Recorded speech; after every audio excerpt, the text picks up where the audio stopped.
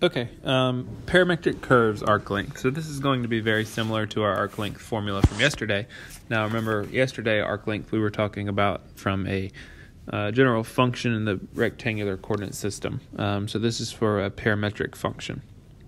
So we can actually derive this equation directly from our equation from yesterday. And so what it says is y equals h of x.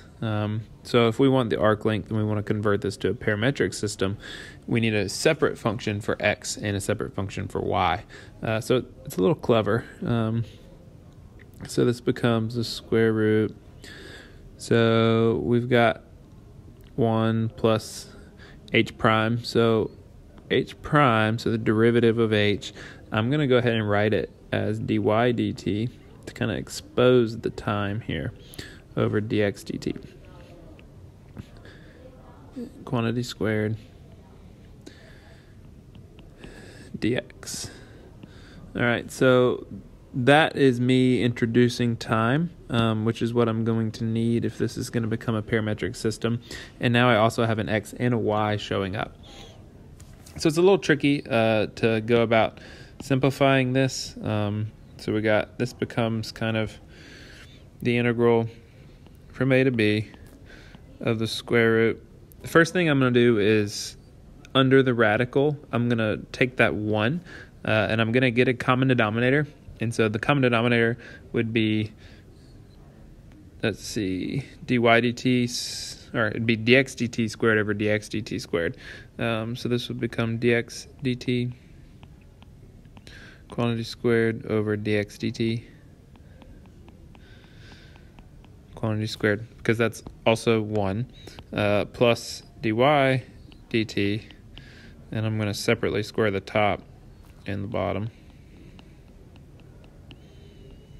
quantity squared.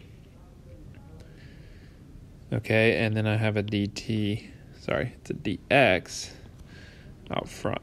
Now, one thing, and it's a little weird right now, but what I'm going to need to do at the same time is multiply this by dt dt. You'll see why in a second, but that's allowed. You need to understand why that's allowed, because that's like multiplying by 1. So that's not technically changing anything. It's just enabling me to rewrite in a minute.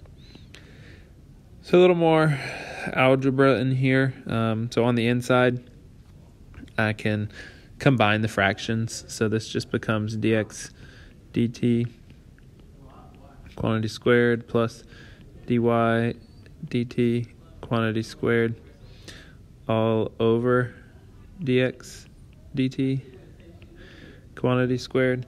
And I'm going to repurpose the denominator of that, so dx dt times dt. So what I've done is I've taken that dt and that dx and I've just aligned them instead.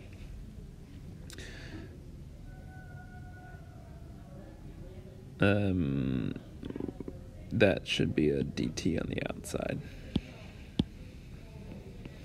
There. Much better. Okay, so now what I'm going to do is I want to take that dx dt, this one here, and I want to bring it under the radical. So I want to introduce it as being under a radical as well. So I'm going to have to take a square root of it and square it, because that's a net change of nothing. And the reason I'm going to do that is because now when I multiply by this thing, okay, so the radical isn't going to be there because that's under the big radical. So when I multiply by this, that's going to offset this, and those are going to eliminate each other. So this will become the integral from a to b of the square root. So the denominator just went away. So this now becomes dx dt quantity squared plus dy dt quantity squared. So the dx dt squareds just eliminate each other, and then this is dt. So what we have found here is the integral representation of the arc length of a parametric function. You don't have to be able to do that by any means, but it's nice to see that they do build and come straight directly from each other. So there's our arc length in parametric form. So it's very, very, very similar.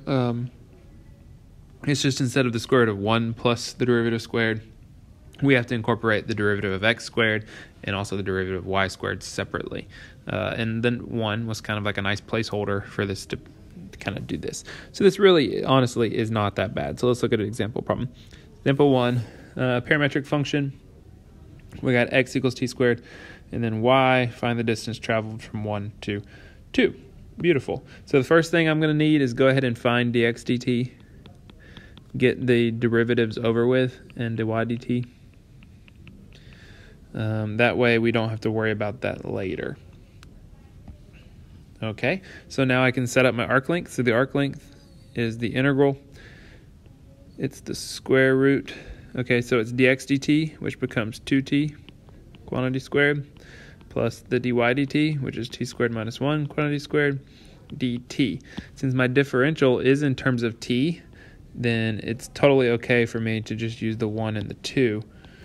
Those are all in the same variable, so everything's good with that. So that's honestly it. That's the new part. Okay, now there is a little bit of a calculus slash algebra challenge here to actually be able to evaluate this by hand. So you should be able to. So I would challenge you to do that. Try it. So maybe pause the video and actually see if you can finish this by hand. All right, so hopefully you could. Now let's check. So to do this by hand, the first thing I'm going to do is distribute and FOIL everything under the radical. So when I do that, what I'm going to get becomes t to the 4th power plus 2t squared plus 1 dt. So FOIL, combine like terms, simplify, kind of skipping a little. All right, so that's good. And the reason that's so good is because under that radical, that's a perfect square binomial. So I can rewrite this again as the integral from 1 to 2 of the square root. So I can factor that trinomial there as t squared plus 1 quantity squared dt. And that's good news because now the square root and the square will eliminate each other, and it becomes the integral from 1 to 2 of t squared plus 1 dt, which at this point is something that we all should be able to do and finish. So I'm going to go ahead and say our answer is 10 over 3. Not so bad. So that is a parametric arc length. What's the challenge? Can you take your derivatives appropriately? Can you then do the algebra and the integral and plug in numbers correctly? Let's see some things and ways they make these a little trickier. So check this one out. This one intimidates people, but it's really not that bad. So it says find the length of this curve. So they've defined this parametric function with integrals. So we've got an integral defined function, which will terrify people. Okay, but the good news is it's not that bad because I'm not actually going to use x. I'm going to use dx. So we have x and y, but what I need is dx. And the derivative of an integral, we know, just means plug in that upper variable. So that just becomes cosine of t over t.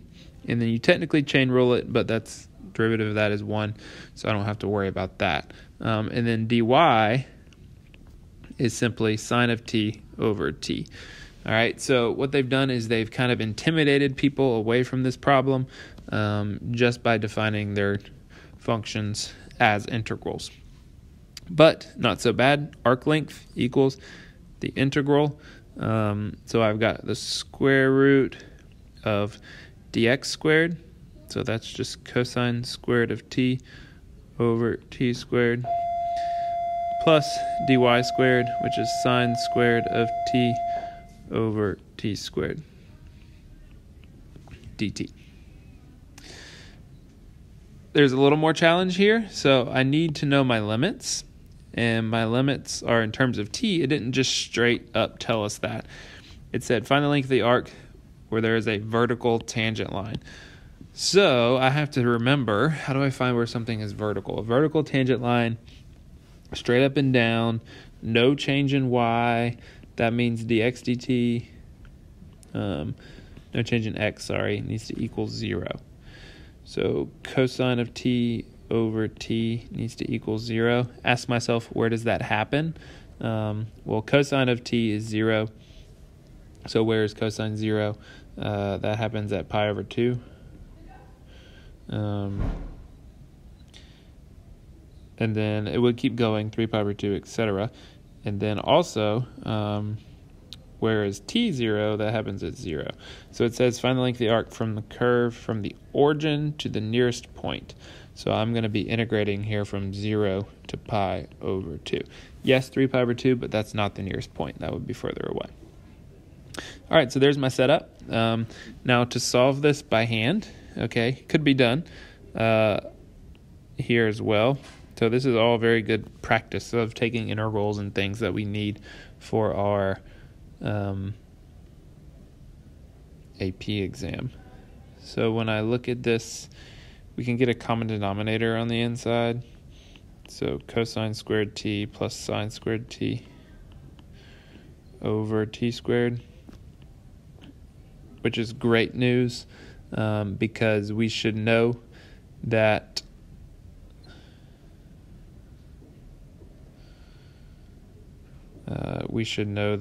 the cosine squared of t plus sine squared of t is just 1. So this becomes the integral, and it's the square root of 1 over t squared dt. And the square root of t squared becomes the integral of 1 over t dt, which we should know is the natural log of t. So the integral will wind up eliminating pretty quickly. We need to go back and look at the limits for a second. So it said find the length of the arc of the curve from the origin to the nearest point. Okay, so we need to revisit that lower limit. So the lower limit here, so the origin, what is the origin? The origin means where I'm at my 0, 0. Okay, so I need my ordered pair to be 0, 0. So I need to figure out where x becomes 0. So 1 to t of, honestly, that's not going to matter, yada du. And then my y value also needs to be 0, yada du. So we have to ask ourselves, what does t need to be in order for both of those integrals to be 0? And the key is that what does an integral mean? A definite integral means the area is 1, or the area under the curve. So if I need the area to be nothing, that means my limits need to be the same. Okay, so the way I'm going to make both of these integrals 0 is if my t values are 1. So the lower limit is going to be 1 to pi over 2. 1 to pi over 2. 1 to pi over 2. So that was pretty tricky. 1 to pi over 2. So then we're going to get the natural log of pi over 2. And then it's minus the natural log of 1, which is just 0.